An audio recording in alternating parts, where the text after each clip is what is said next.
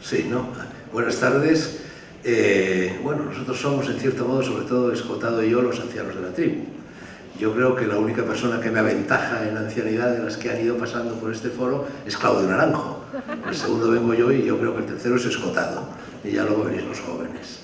Bueno, yo ante todo es preceptivo, querría expresar mi gratitud a los organizadores de este foro porque creo que es un foro extraordinariamente oportuno tanto en el espacio como en el tiempo.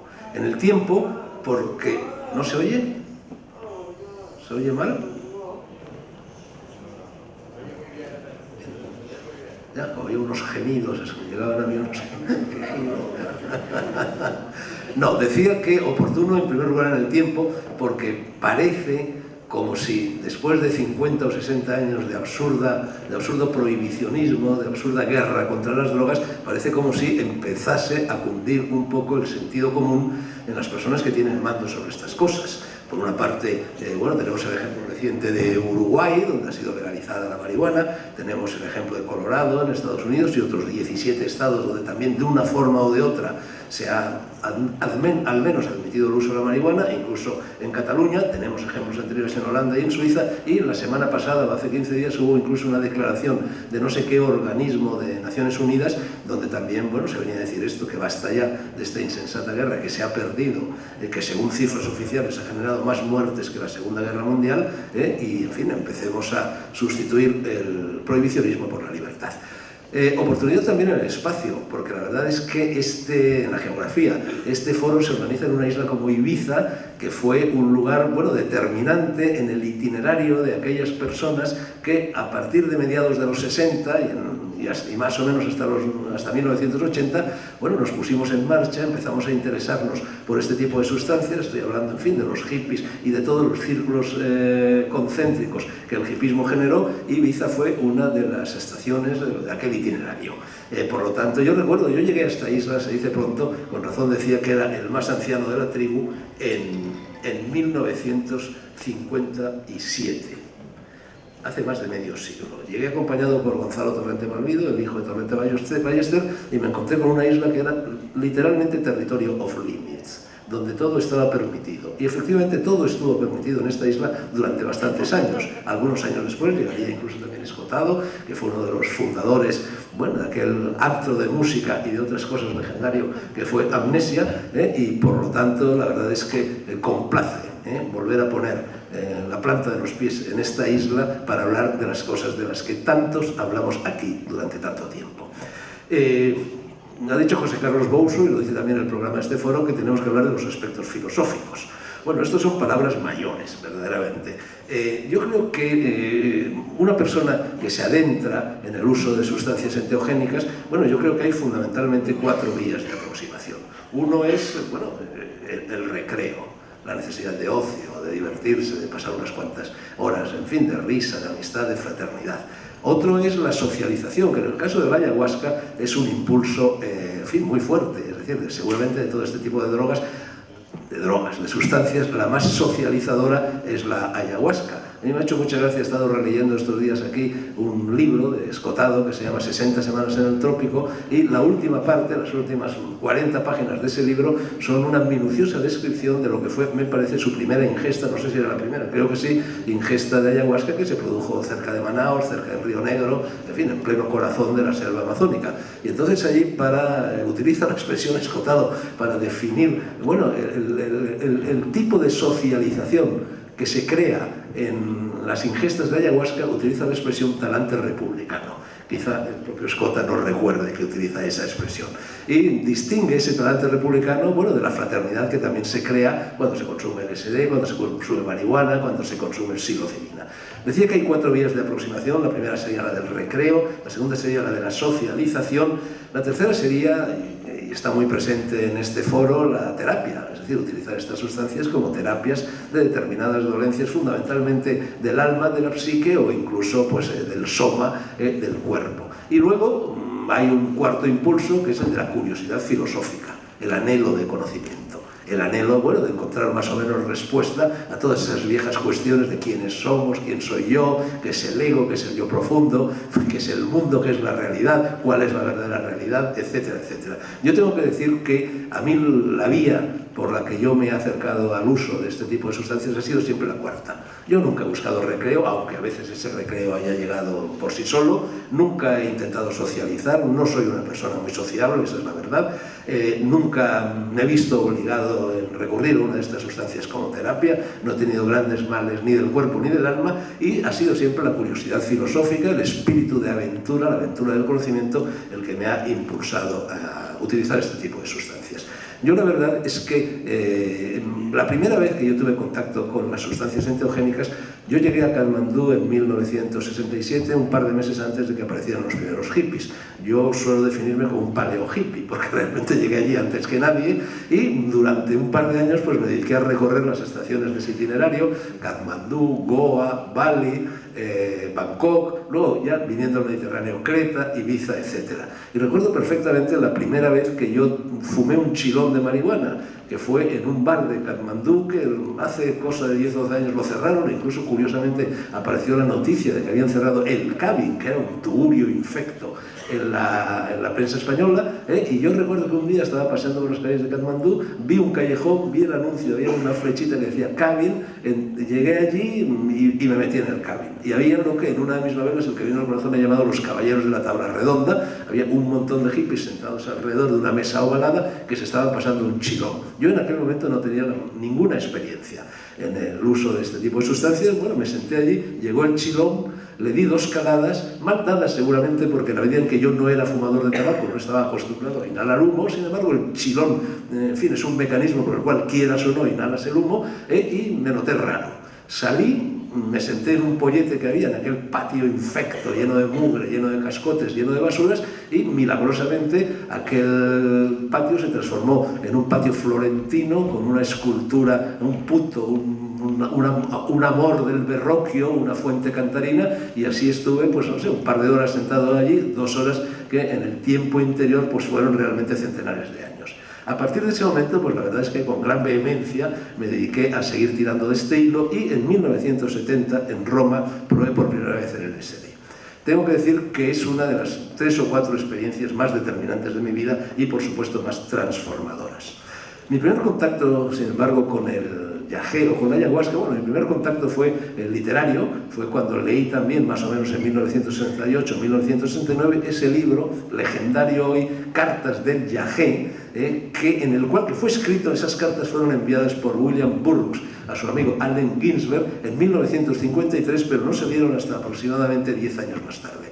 Efectivamente, Burroughs, en lo que fue su segunda expedición latinoamericana, tomó esta liana y contó las experiencias, más que de la ingesta, las experiencias de la búsqueda, que fue bastante compleja, a su amigo Burroughs. Fue mi primer contacto, se despertó mi curiosidad, pero en aquel momento, realmente en España, en el mundo en que nos movíamos, en el mundo asiático, no había ninguna posibilidad de tomar yagé o ayahuasca, y tuvieron que pasar bastantes años hasta que aproximadamente en 1990, precisamente un discípulo de Claudio Naranjo, que inauguró este foro, me invitó a participar. Venían unos sacerdotes, unos chamanes de esa iglesia, ya sabéis que en fin, el consumo de la ayahuasca ha generado varias iglesias, por lo menos 3 radicadas en Brasil, y vinieron unos representantes, unos sacerdotes del Santo Daime, y nos reunimos una serie de personas allí junto a Mojácar, en un centro iniciático que se llamaba Bavia, y allí fue la primera vez que tomé ayahuasca.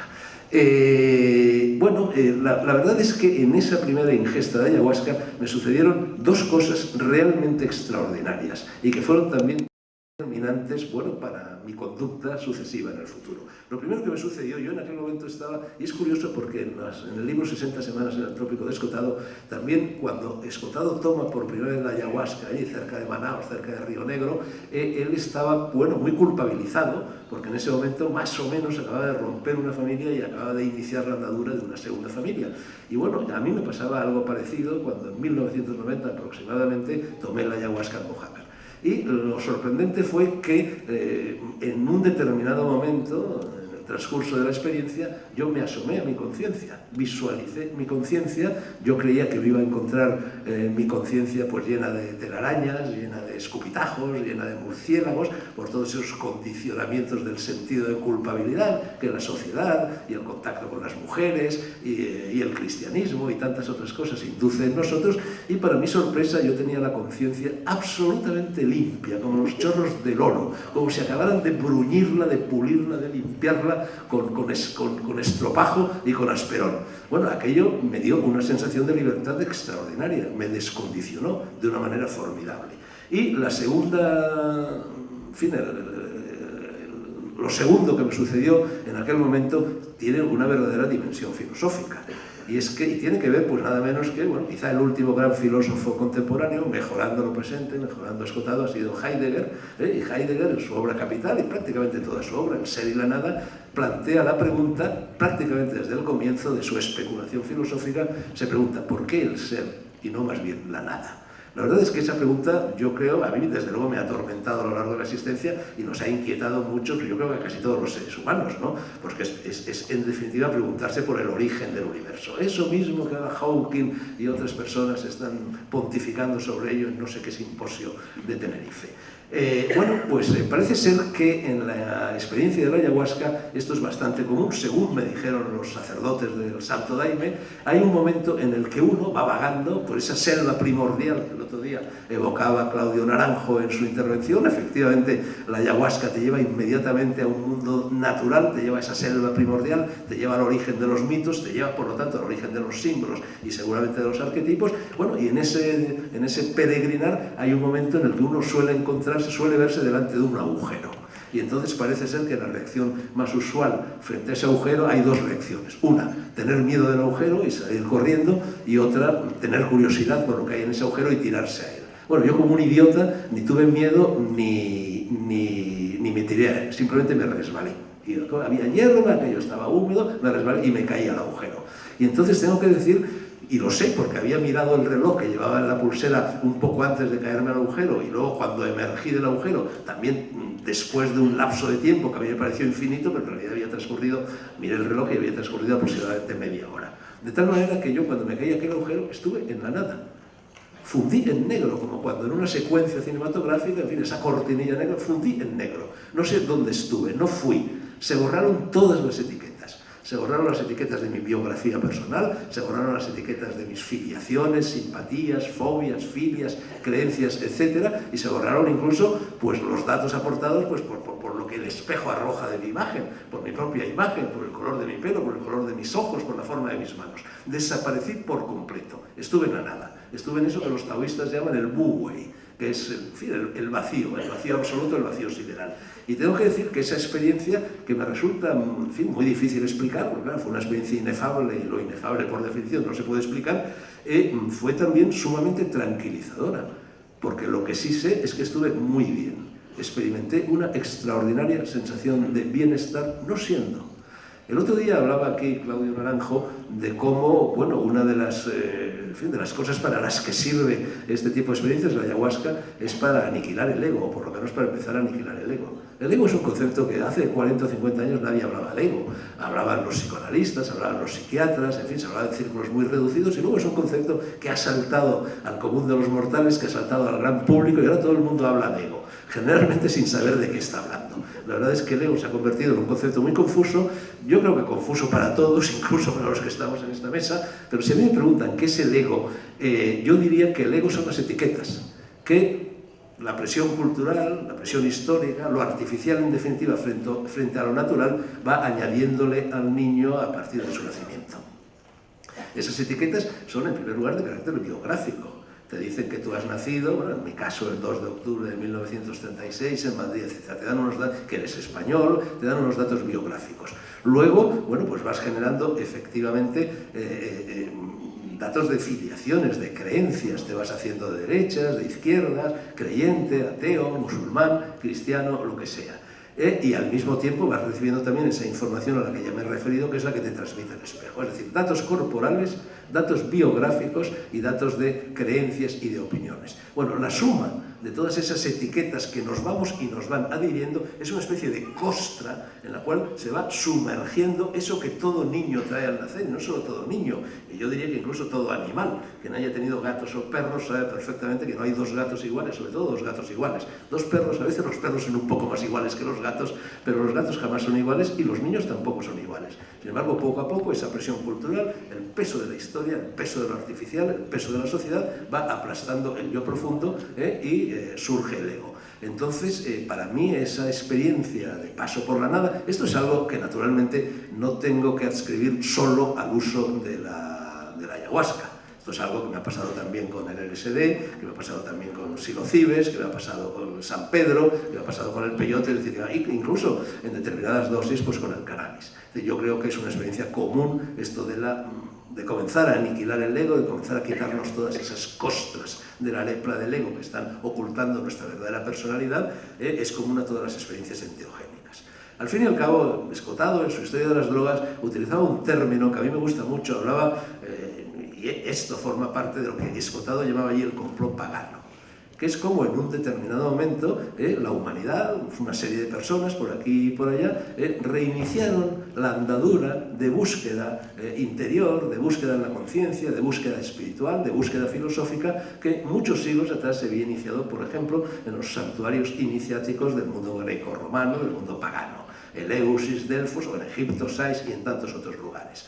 Entonces, en el santuario de Delfos había dos preceptos fundamentales que además estaban, por lo visto, inscritos en el dintel de la puerta que conducía al santuario, y uno de estos principios era Conócete ipsum, conócete a ti mismo, porque de eso se trata, es decir, para conocerse a uno a sí mismo, pues tiene que descostrar el ego y alcanzar el yo profundo, y el otro decía, nada en exceso.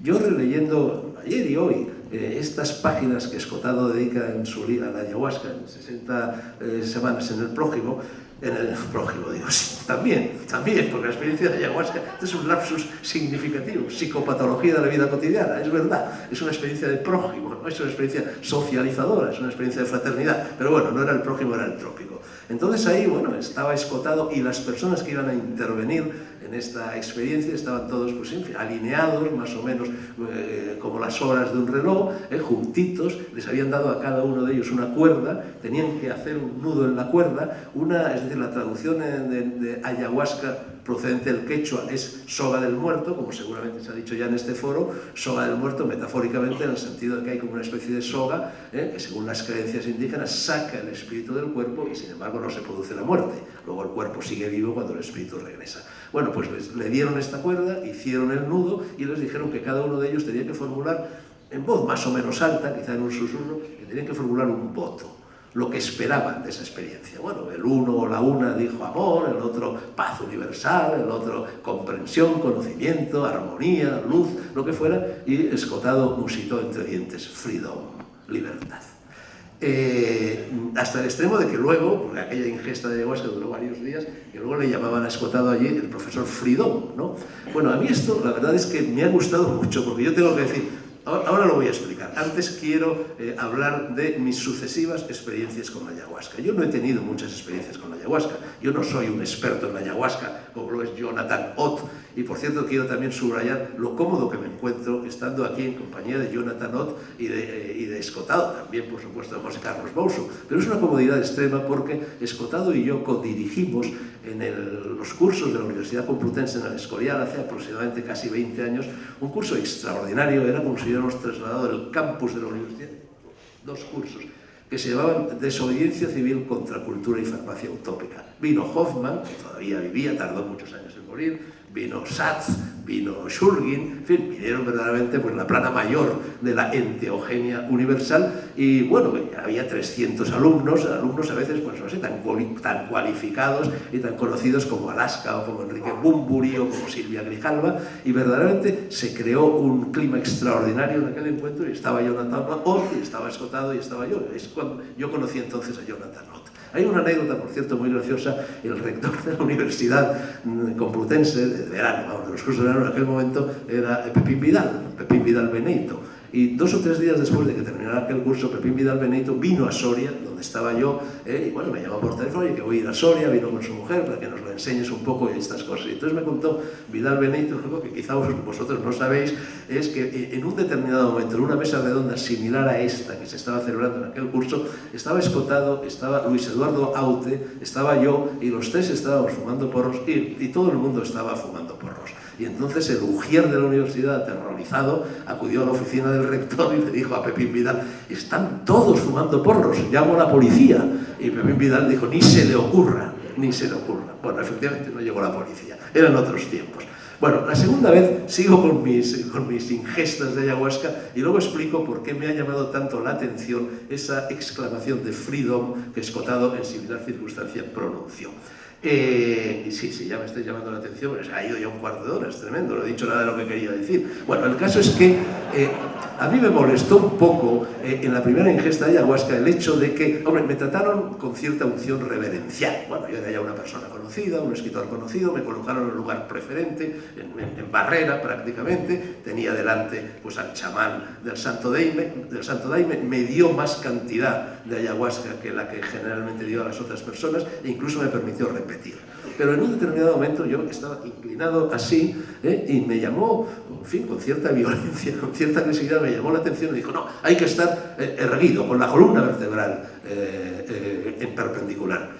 Yo, la verdad es que luego todas las fotos e incluso películas que he visto aquí en este foro, he visto que muy a menudo la gente está tumbada. Yo no entiendo por qué me echó la bronca, porque estaba yo simplemente recostado, pero eso se produjo en la segunda ingesta, se produjo de una forma bastante más acuciante, en la segunda ingesta de ayahuasca, que fue en Río, y fue siempre en el Santo Daime. Y yo llegué a ella porque mi editor brasileño, bueno, la persona que trabajaba con el editor brasileño era un miembro de la Iglesia del Santo Daime, Nelson Liano, no sé si Escota lo recordará, porque vino también a varios de estos cursos y me llevó allí. Bueno, y allí me topé con esta ritualización excesiva, opresiva, en la cual me vi obligado a vestirme talarmente, un traje blanco, y me vi obligado a cantar una serie de himnos que verdaderamente a mí me parecían, y perdonadme la expresión, me parecían un poco tontos, un poco estúpidos. Eran himnos muy elementales, donde se invocaba a la Virgen María, donde se invocaba a Jesús, donde se invocaban también espíritus, en fin, de la selva, espíritus de las religiones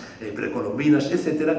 Y me dieron una cantidad verdaderamente muy pequeña de Daime. Yo me dirigí al sacerdote de Daime de Ayahuasca, me dirigí al sacerdote y le dije: oiga, mire usted que yo tengo 50 años o 60, no sé los años que tenía en aquel momento, que tengo, en fin, bastante experiencia en este tipo de sustancias, así que le ruego por favor que me dé algo más, porque esto no me va a hacer ningún efecto. Se opuso, me obligó a sentarme, la vestidura talar, los himnos, etc. Y yo empecé a sentirme cada vez más irritado con este exceso de ritualización, que era como un corsé que se oponía a esa invocación de libertad que había lanzado Escotado, que lanzaría Escotado unos cuantos años después. Y ya en un determinado momento pues tuve el impulso de escaparme. La verdad es que en la primera ingesta de ayahuasca ya tuve ese impulso y me escapé. Pero bueno, estábamos en Oaxaca, no existía el peligro de perderse en la selva, que efectivamente es un peligro que yo entiendo. En fin, uno con la conciencia alterada sale de allí, se pierde en la selva y el lío es mayúsculo. Pero yo en esta segunda ocasión estaba en Río a 20 kilómetros de la ciudad, había una carretera asfaltada, había coches, es decir, no existía el más mínimo riesgo de que me pasara nada. Bueno, me quise ir, porque realmente yo no estaba aquí y me lo impidieron. Había unos vigilantes que eran, en fin, gigantescos, como armarios roperos, con el pelo cortado a cepillo, que me impidieron salir. Entonces a mí eso me exasperó, pero ¿cómo que usted me impide a mí irme de aquí? A mí con mis 50 o 60 años, y bueno, hubo ahí, pues en fin, un pequeño rifirrafe y acabé saltando la valla, efectivamente, y huyendo. La tercera vez, yo creo que lo tomamos con uno de estos cursos del Escorial, que lo fuimos a tomar, lo trajo también Nelson Liano, y nos fuimos todos a casa de José María Poveda, en fin, otro de los del complot pagano, y allí, bueno, pues allí estábamos entre amigos, allí no pasó nada. Entonces a mí me irritó de tal manera estas experiencias que fundamentalmente lo han sido siempre para mí, como lo fueron aquel día para Escotado, de libertad, este exceso de ritualización, que sin duda alguna será de utilidad, en primer lugar para impedir que la gente se pierda en la selva, entiendo que se tomen esas precauciones, y también para aquellas personas que acuden al yagé o a la ayahuasca como terapia de determinadas dolencias. Pero para quienes no acudimos movidos por ese espíritu, sino simplemente por el afán de curiosidad filosófica, pues realmente, sí, ya acabo. Todo esto... Entonces tomé la cuarta ingesta, dije, pues esta vez ya me revelo de todo. Me fui con Miguel de la Cuadra a recorrer el Amazonas, llegamos a Manaos, Miguel de la Cuadra, en la ruta que está, Miguel de la Cuadra alquiló un barco precioso para que nos moviéramos por allí, por los afluentes del Amazonas en Manaos, por el río Negro y tal, y pasamos una noche anclados en el río Negro. Y entonces yo me había hecho con una botella de ayahuasca, había conseguido allí en Manaus una botella de ayahuasca, y dije, esta vez la tomo solo, que es algo que siempre te dicen que no hay que hacer. Claro, la verdad es que me sentí más aprisionado que nunca, porque estaba a bordo de un barco, el barco estaba anclado en mitad del río Negro, y había un bote unido por una cuerda, por una soga. Entonces se fue todo el mundo a dormir y yo, a la chita callando, me aticé media botella de ayahuasca y por una escalerilla que había me subí al bote y me alejé todo lo que pude del barco principal en aquel bote. Pero claro, todo lo que pude eran pues 4 o 5 metros, que era lo que daba de sí la soga, que es la soga del muerto una vez más. Y entonces estuve toda la noche a solas con el yagé, con la ayahuasca metidito dentro y en aquel bote dando vueltas más o menos alrededor del barco. No pude escaparme, pero por lo menos fue una experiencia sin ritualización, fue una experiencia en la que me encontré mucho más cómodo. Tenía muchas más cosas que contarte, pero bueno, me han echado ya 2 veces la bronca, para que no me echen por tercera vez la bronca voy a cortar. Vamos a ver, mira, yo si realmente tuviera que resumir lo que para mí ha sido la ayahuasca, lo que para mí ha sido el psilocibes, lo que para mí ha sido el LSD, lo que para mí han sido todas estas sustancias, recurriría a dos frases. Una es la vieja frase, el moto que acuñó el movimiento psicodélico a mediados de los años 60, Timothy Leary, Alper Metzger, eran esas 3 palabras, esos 3 verbos en inglés que decían turn on, tune in, drop out. Enchúfate, conéctate, sintoniza y déjate ir. Déjate de rituales, déjate de limitaciones, déjate de ballestajes, déjate de cosas, fluye, fluye, fluye. Y lo segundo, claro, una de las preguntas que José Carlos Bouso nos dirigió a todos, en fin, nos envió hace poco un correo diciendo, bueno, deberíais intentar responder a estas preguntas. Bueno, las preguntas que lanzaba José Carlos Bouso necesitaría yo no 20 minutos, sino 200 para empezar a exponerlas, así que no voy a responder a ellas, pero una de las preguntas era, ¿sirve para algo esta experiencia? Hombre, yo recurriría al último verso de ese magnífico poema de Cavafis, el poema de Ulises, el poema de Itaca, cuando termina diciendo, rico en saber y en vida, como has vuelto, ya sabes qué significan las Ítacas. Gracias.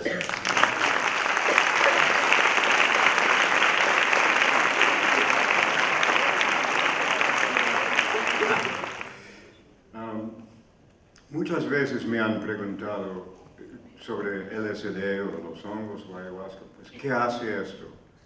Una persona no iniciada, digamos. La respuesta correcta, absolutamente, es inefable. Y esto, pues, satisface a nadie y no aporta ninguna información. Sasha Shulgin solía decir, no hace nada, permite que las cosas sucedan, que también es muy correcto, pero no aporta mucha información. Yo pensaba mucho en esta cuestión sobre los años y venía ideando diferentes respuestas a esta pregunta, pero terminé diciendo que me permite ver al universo más como energía que como materia. Para mí esto ha sido la esencia de la experiencia extática. Quiero añadir que yo no he visto ningún alienígena, me encantaría, ni mucho menos la gran mántida universal que sale del crisantemo cósmico y todo esto, o duendes jorobados que salen de un árbol. Me encantaría ver esto, pero no, solo me toca percibir al universo como energía y no como materia.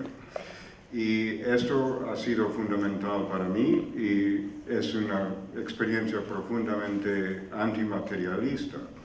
Y me gustaría hablar un poco de la física de la realidad y cómo esto viene a ser, lejos de ser un alucinógeno, es un desalucinógeno que efectivamente nos permite percibir el universo más como realmente es o aparece ser. En cuestión de dimensión del universo, vamos sobre 44 órdenes de magnitud. Lo más pequeño que se puede medir es el tamaño de un electrón, hablando de la materia, no de longitudes de onda.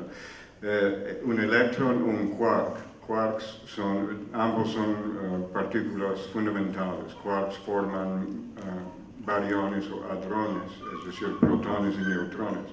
Ese tamaño es un atómetro, 1 por 10 a la menos 18 poder. Lo más grande es 880 iotametros, o 8.8 por 10 al poder 26, que es el diámetro del universo observable. Ahora bien, hablando de la estructura de la materia, está todo hecho de átomos. Y debo decir para los no químicos que hablando del mundo inorgánico, todo sólido, con la sola excepción de vidrio, que no es realmente un sólido, sino un líquido muy espeso, está hecho de cristales armados de los átomos que componen la materia. El tamaño, como mencioné, del quark es un atómetro, un millonésimo de millonésimo de millonésimo de metro. 3 quarks forman un protón o neutrón que son nucleones y estos hacen el núcleo de átomo 100 veces mayor, 100 atómetros. Y luego los protones y neutrones forman el núcleo atómico, desde hidrógeno, que solo es un protón y no tiene neutrón, hasta el más grande es Livermorio, con 116 protones y 140 neutrones. Esto tiene un diámetro de un femtómetro, el núcleo atómico, o 10 veces mayor que un protón, pero esto es un promedio, o sea, obviamente uranio es mucho más grande que hidrógeno. Pero hablando del tamaño atómico, y esto es el punto clave, esto es 100 picómetros, o 1 multiplicado por 10 a la menos 10 poder, y es decir, 100.000 veces mayor que el núcleo atómico.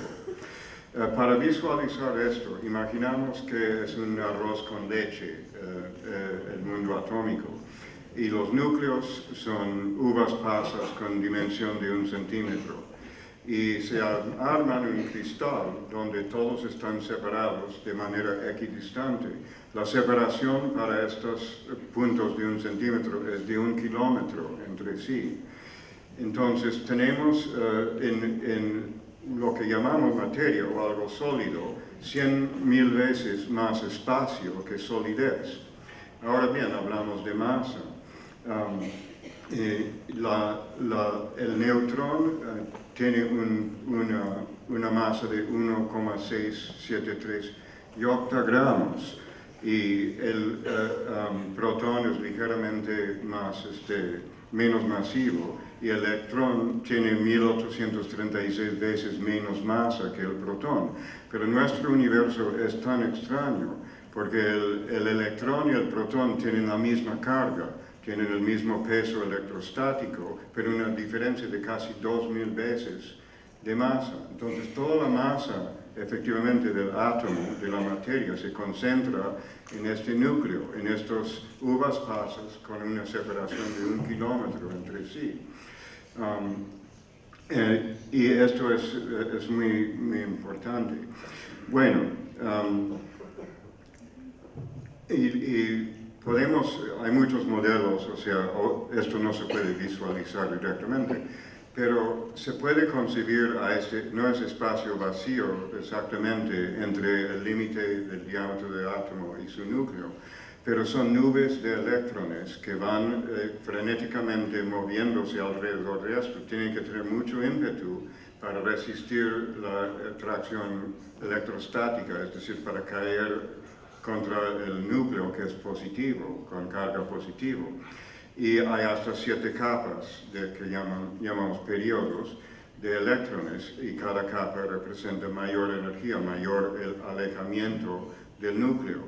Entonces, no es exactamente espacio, pero es una nube de probabilidad de ubicación de estos electrones. Y según la óptica, si se mira de alguna manera, se puede observar como corpúsculo, como una cosa puntual, pero también opera en otra óptica como una onda, pero sin ningún medio para su propagación. Antes postulaban un éter para medio de propagación de ondas de luz, pero no existe. Entonces, también existe en el universo una manera de eliminar todo este espacio y concentrar todo lo que es sólido en la materia entre sí, y esto se llama materia degenerada o una estrella de neutrones. Los protones y neutrones, cada uno tiene 3 quarks, que son 2 tipos de quarks, arriba y abajo. Uno tiene carga de positivo 2/3, otro de negativo 1/3. Entonces uno es neutral porque tiene 2 de menos y el otro es 1 positivo. Entonces se pueden oscilar. Hay reacciones que ocurren en un reactor nuclear de oscilación de un protón en un neutrón, es decir, descender la tabla periódica, como ejemplo, berilio 7 con 4 protones y 3 neutrones, a litio 7 con 3 protones y 4 neutrones. Y también se puede subir la tabla atómica porque un neutrón se transforma en un protón. Así se produce plutonio para bombas atómicas de uranio por transformación de 2 neutrones en protones. Entonces, en un tipo de muerte de estrella, en vez de explotarse o como residuo de una explosión que se llama supernova, queda la materia degenerada. Dentro de una estrella no es ni líquido, ni sólido, ni gas, es plasma, que es un cuarto estado de materia. No hay átomos, sino solo núcleos positivos y electrones separados, libres, electrones libres, la libertad absoluta. Y entonces, cuando se apelmaza esto, se convierte en puro neutrón, se desprenden los electrones, y entonces toda esta masa se concentra en una parte en 100.000 de su dimensión anterior. Y esto es lo más denso que podemos concebir en el universo. Y en esta reacción de desprender los electrones, eso se llama radiación beta. Entonces, para daros un ejemplo, nuestro Sol tiene un radio de casi 700.000 kilómetros o 700 megametros. Reducido toda su masa a una estrella de neutrones tendrá un diámetro de 7 kilómetros. Y aplicado esto, y hablando de densidad de 1,4 gramos por centímetro cúbico, que es la cuarta parte de la densidad de la Tierra, que es la más densa de los planetas, se llega a 2,74 petagramos por 10 a 15 por centímetro cúbico. O sea, son cantidades inimaginables, pero vamos a ponerlo en términos de la Tierra, que tiene un radio de aproximadamente 6.400 kilómetros o 6,4 megametros. Se reduciría a un esferoide de 64 metros de diámetro. Cabría cómodamente en el estadio Bernabéu. Y entonces esto con esto podemos visualizar cómo es la solidez en este universo. Estamos viendo, no hay solidez, estamos viendo espacio energético de nubes frenéticos de electrones sobre pequeños y muy aislados puntos que concentran toda la masa, y la única parte sólida de estos, los electrones, no tienen solidez. Entonces, menciono todo esto para decir que realmente es así. No estamos viendo materia, estamos viendo energía, nubes de energía. La superficie es todo energía. Y el mundo de la química es interacción electrónica con estas superficies muy alejadas de la materia del átomo. Bien, entonces quiero ahora ir un poco a hablar de un poema en específico que yo leí en el colegio y no me tenía ningún significado. Sí apreciaba la fabulosa economía de expresión y bella música de palabras, pero no podía comprenderlo. Y se llama Las bodas del cielo e infierno de William Blake, The Marriage of Heaven and Hell. Fue escrito en 1793 grabado sobre placas de metal con ácido, una técnica que él inventó, era grabador de profesión, y pintado a mano. Solo se hizo, creo que 17 copias, sobreviven como 7 u 8, y debe de ser uno completo de los objetos más valiosos en el mundo. Pero esto después de tomar LSD y bueno, tenía que tomarlo como 100 veces para sentir que ya lo había experimentado. Ya lo entendía. Y entonces, en una cosa, hay 4 o 5 interludios. Debo mencionar que es una sátira del trabajo de Swedenborg, el teólogo sueco. Hay unas como 5 interludios que se llaman A Memorable Fancy, o una fantasía memorable. Y esto dice, y eso es mi propia traducción: los profetas Isaías y Ezequiel cenaron conmigo y les pregunté, ¿cómo osaron tan rotundamente a afirmar que Dios les hablaba? Y si no pensaron de momento que iban a ser malentendidos y así ser la causa de la imposición. Isaías me respondió, no vi ningún Dios, ni oí ninguno, mediante una percepción finita, orgánica, pero mis sentidos descubrieron lo infinito en todo. Y esto expresa más bellamente, escuetamente, lo que estoy tratando de decir, percibir lo infinito en todo.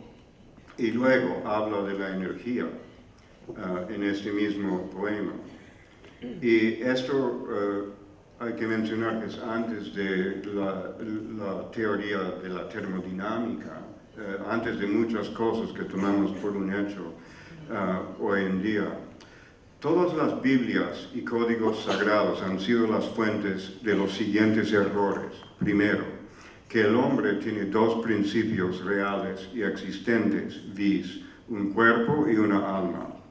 Segundo, que la energía, llamado el mal, proviene solo del cuerpo y que la razón, llamado el bien, proviene solo del alma. Tercero, que Dios atormentará al hombre para la eternidad por seguir sus energías. Pero los siguientes contrarios a aquellos son la verdad. Primero, el hombre no tiene ningún cuerpo distinto de su alma, porque aquello llamado cuerpo no es más que una porción del alma discernido por los 5 sentidos, entradas principales de alma en esta época. Segundo, la energía es la única vida y proviene del cuerpo, y la razón es el linde o circunferencia ulterior de la energía. Tercera, la energía es el deleite sempiterno. Y yo me oso a traducir esto a términos de física, lo llamo, William Blake se encuentra con Richard Feynman, el premio Nobel de la física y gran bohemio marihuano también. Los contrarios de la segunda parte. Primero, nada es distintamente sólido. La solidez no es más que un artefacto de la energía, dadas las limitaciones de nuestro aparato sensorial. 2. Todo viene instinto de energía, la esencia de la materia, mientras sea la conciencia la quinta esencia de la energía. 3. Ni creada ni destruida la energía puede ser, y es un deleite sempiterno. Y entonces, tras la LSD me reconecté no solamente con estos conceptos de Blake, pero con el mundo de la física, y me guió hacia la química también. Y para terminar, nada más os quiero dejar con otro pequeña joya de Blake, que dice todo en cuestión de 19 palabras, y de nuevo es mi propia traducción. Eso viene de una colección que se llama Augurios de Inocencia. Ver un mundo en un grano de arena y un cielo en una flor silvestre, tener la infinidad en la palma de tu mano y la eternidad en una hora. No suena bien, debo leerlo en inglés. To see a world in a grain of sand and a heaven in a wild flower, hold infinity in the palm of your hand and eternity in an hour. Gracias.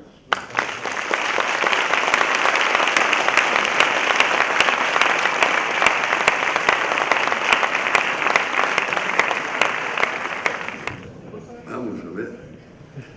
Rara vez se le da a un estudioso de la lógica la oportunidad de ver qué relación tiene el lenguaje con las cosas a las cuales el lenguaje alude. Aquí la tengo, así como un amable público que soporta, pues bueno, las paridas ocasionales de una mente descarriada.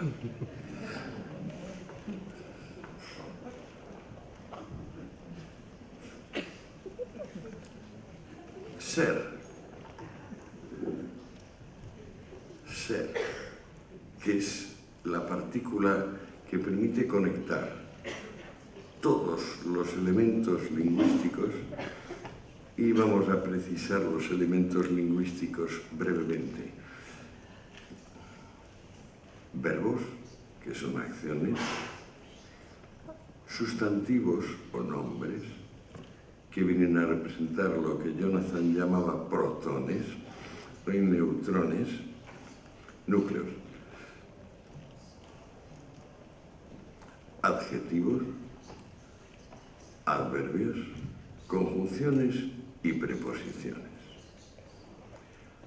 Algunas lenguas no utilizan preposiciones porque son como el alemán o el griego, las sitúan al final de las palabras, y entonces cuando nos enteramos del género, del número, eso no importa.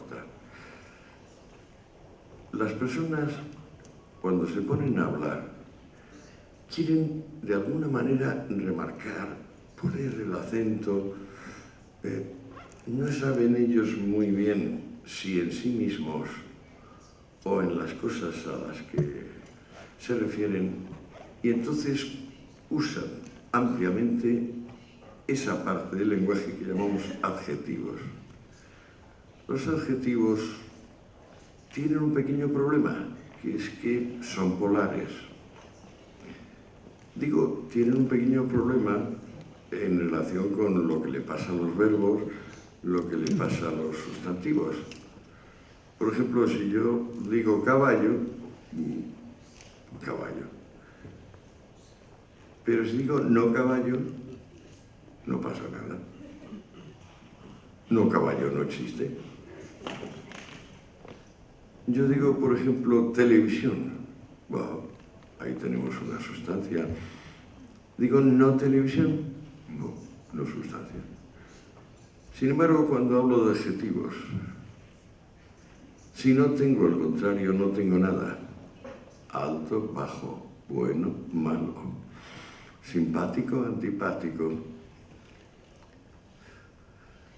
Liberado de la polaridad, el verbo y el nombre en el lenguaje son como más fieles al ser, que a su vez es una nube de probabilidad que se diluye en todo y que simplemente permite conectar una cosa con otra. Estoy completamente de acuerdo con lo que ha dicho Jonathan, de que la solidez, bueno, la solidez solo existe muy parcialmente en las sustancias.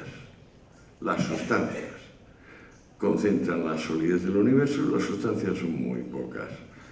La principal, y yo pongo en duda que sea la principal, por cierto, sería ser mismo. A mí me parece que es una operación no virtuosa y sofística de Martin Heidegger, coger el verbo ser y sustantivarlo.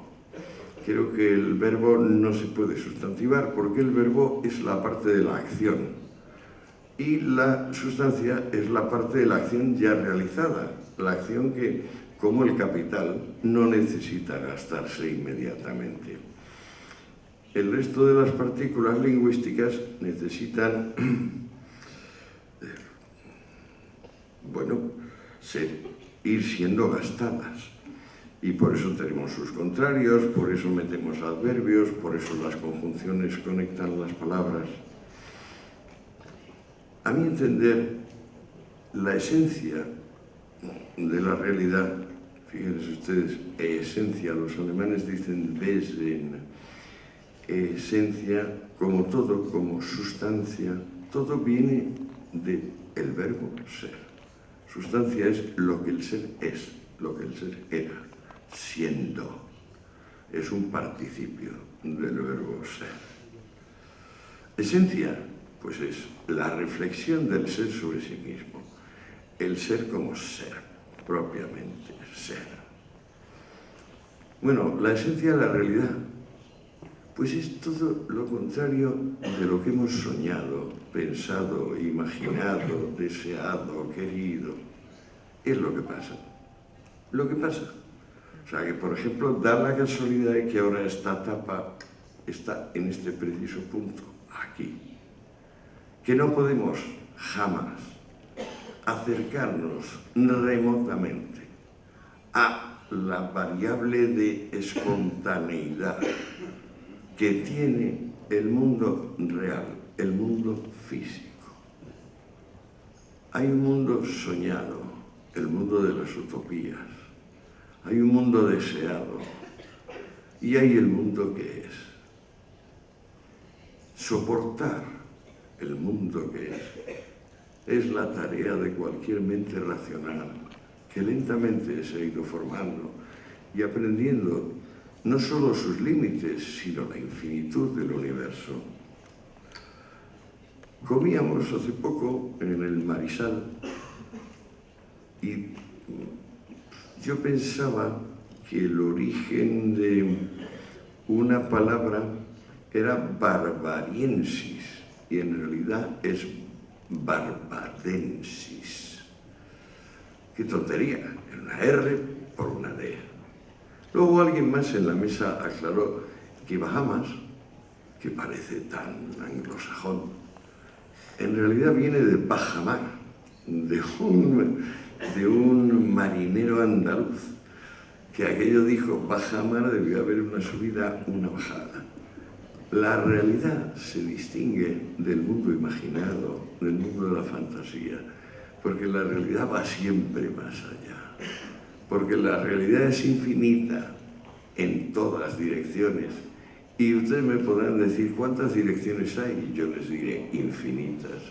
Estamos hablando de una dimensión transfinita constantemente. En esa dimensión estamos. Es el honor de todo lo que ha llegado a ser, a mi juicio, pero aún mucho más el honor de lo que ha llegado a ser y encima tiene conciencia de sí. Es decir, es esencia, es reflexión. Los latinos decían amor veritas, amor rei. Si amas la verdad, es que amas las cosas como son. Y las cosas como son impredecibles. Las cosas como son inconcebiblemente densas. Nosotros no somos nada, pero eso sí tenemos una ventaja. No hay nada más que nosotros. Somos unos miserables ladrillos, pero no hay más que ladrillos. Luego todo lo demás, corrientes fabulosas de realidad, fabulosa. Y aquí vienen las drogas. Estamos acostumbrados a mentirnos. Una droga en particular, la dietilamida del ácido lisérgico, hace imposible mentirse. Por eso buena parte de la humanidad no debe tomarla nunca. Porque tiene demasiada mentira dentro para poder seguir viviendo. A otros les ayuda a no seguir mintiéndose. Pero cuando se habla de que la LSD es alucinógeno, tengo que volver a la genialidad de Jonathan y decir, no, la LSD es el antialucinógeno por excelencia. Alucinógeno, pues por ejemplo, es el programa de los partidos políticos contemporáneos.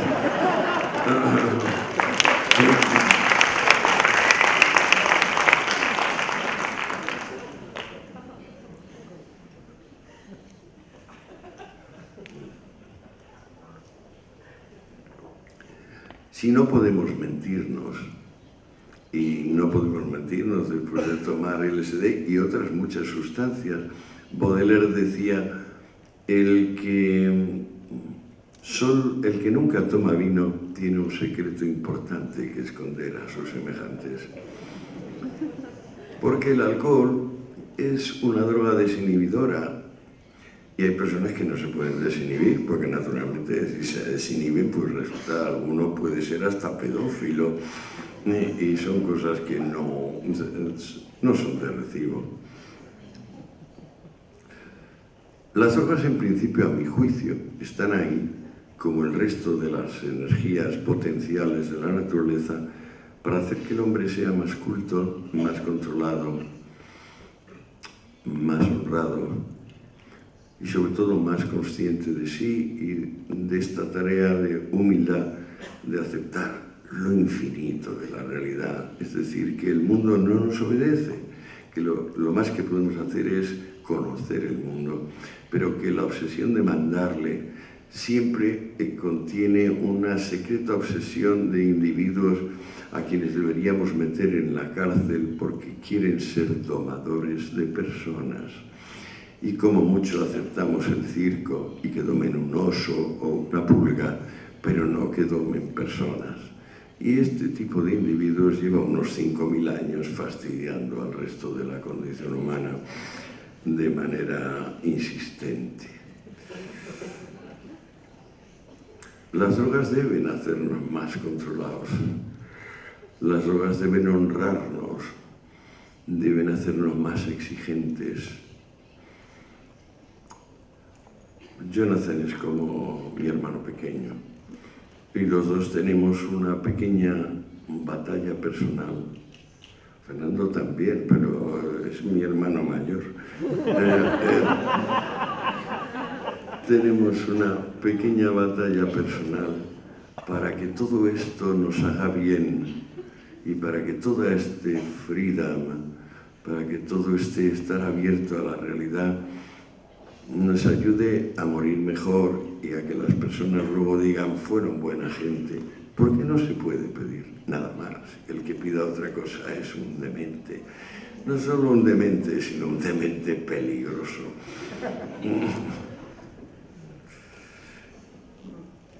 La ayahuasca es una LSD flojita.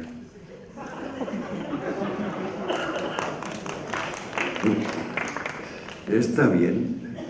Yo la desecaría toda y evitaría, creo, buena parte de las peristalsis. Pero claro, eso afectaría a toda la parte del ritual que ahora preside este tipo de fármacos y entonces probablemente desautorizaría a los administradores que en vez de fiarse de los verbos y los sustantivos, que son la esencia del lenguaje, prefieren apoyarse en los adjetivos sin darse cuenta de que todos ellos son polares y lo mismo fu que fa. Si lo verdaderamente real es esa profundidad infinita, esa independencia infinita que tiene el mundo físico, los griegos decían physis, queriendo referirse a esa espontaneidad continua y renovada, a ese asombro, ese dicen en inglés, ese temor reverencial que debe suscitar. Einstein dice, yo de pequeño cuando vi unas limaduras de hierro atraídas por un imán ya me di cuenta de que aquello era todo misterio. Pero hay tantas personas que no se han dado cuenta de que todo es misterio. Pero no misterio del que puede resolver un mago sacando un conejo de la chistera. Misterio que puede despejar el paciente estudio, el conocimiento, la humildad, el respeto. Y entonces si cambiamos la situación y empezamos a decir, mira, a lo mejor yo no voy a escribir nunca más adjetivos, voy a apoyarme solamente sobre verbos y sustantivos con sus correspondientes preposiciones. También voy a suprimir los adverbios. Nos encontraremos con que el mundo no es más que sustancia, lo de siempre, lo permanente, y accidentes. En el tránsito de sustancia al accidente y del accidente a la sustancia, a mí me parece que está todo. Y bueno, como ya llevamos mucho tiempo hablando, me callo. Muchas gracias.